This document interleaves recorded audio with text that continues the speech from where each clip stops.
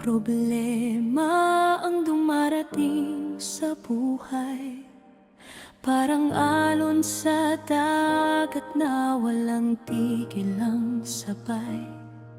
Libo-libong pagsubok ang humahadlang sa daan.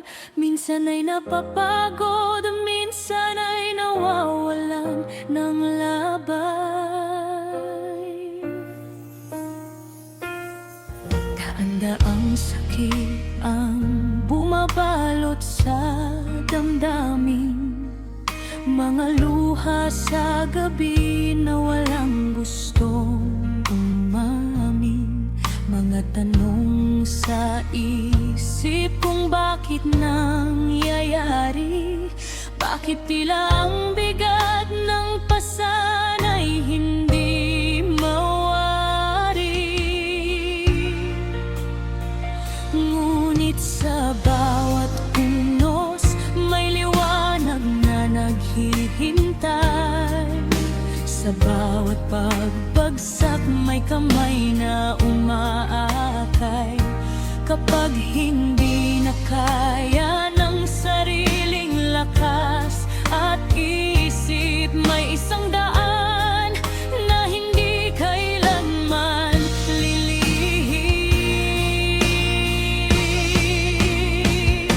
Milyon-milyong problema, libo-libong pagsubok, daan-daang sakit na sa puso'y sumusuntok.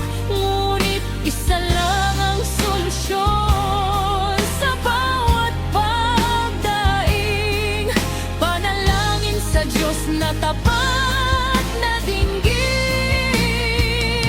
Kapag mabigat ang buhay at luha'y pumapatak, kapag ang pag-asa ay tila unti-unting nawawasak, lumuhod ka at magtiwala sa Kanyang pag-ibig, sapagkat sa panalangin may himalang nakakamit.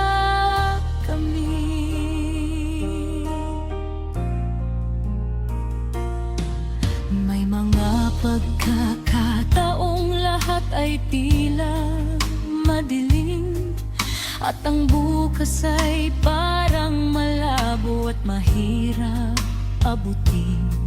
Mga pangarap na tila ba unti-unting nalalayo, at mga taong mahal mo'y hindi mo na kasalo.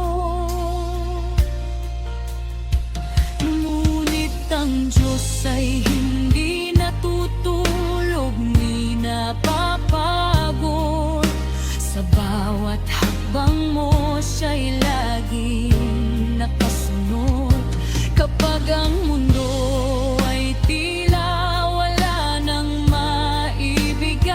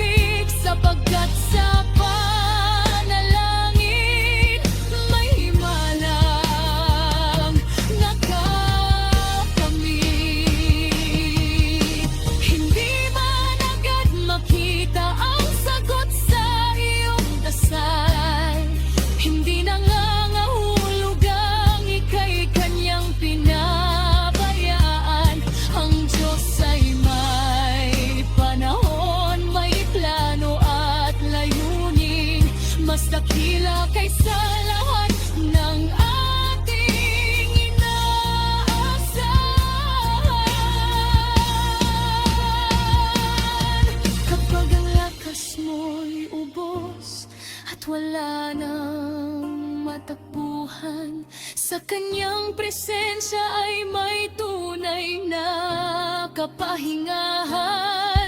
Sa gitna ng